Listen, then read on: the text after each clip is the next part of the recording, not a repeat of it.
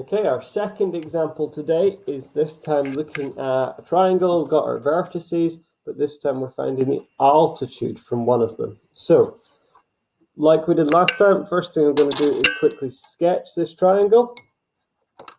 Sketching this triangle, D, 1 along 10 up, so it's going to be quite a long way up. E, 7 along 6 up. Let's put that there. And F, 1 along minus 2 up. Let's put that there. So here's just a rough sketch of my triangle. As I say, it doesn't need to be anything beautiful, just needs to be a quick sketch. And I want the altitude from D, which appears to be about there. Now we can see that this length and this length are not quite the same, so we're not using that midpoint scale, but we are using our definition of the altitude, which is it's perpendicular. It's perpendicular to FE. So the first thing that we are going to do, or EF, just for alphabetical order, first thing we are going to do is calculate that gradient between EF. So M of EF, y2 minus y1 over x2 minus x1. Using our points, E and F, and putting that in, we end up with minus 2 take away 6 over 1 take away 7. That gives us minus 8 over 6. Simplifying that down, sorry, minus 8 over minus 6.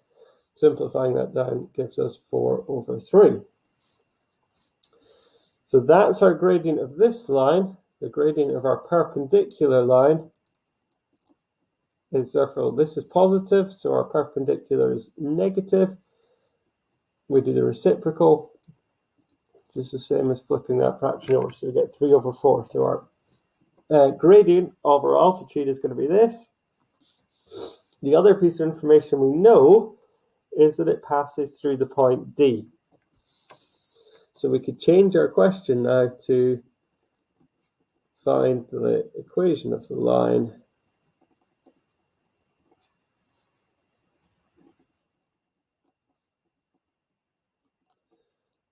change the camera angle a little bit. There we go, it's a bit straighter. Equation of the line with gradient minus 3/4 passing through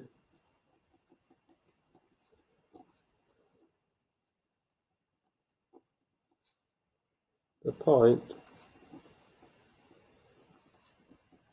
110.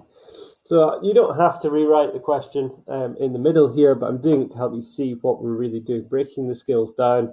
This is a nice skill we already know, which is how to find the equation of line given a gradient and a point. We did that in the first lesson, on the second lesson actually. We've got our two methods, y equals mx plus c. In this case, y equals minus 3/4 is our gradient. Once we're well underway here, we can put our point in. So we've got 10 equals minus 3/4 times 1 plus c in quarters.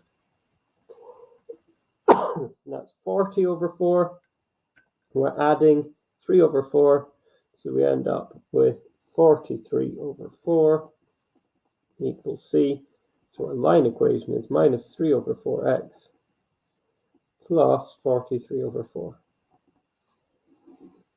Using our alternative method, let's just work through that as well. We've got y minus 10 equals minus 3/4 x minus 1. Multiply 3 by 4, we get 4y minus 40 equals minus 3x plus 3.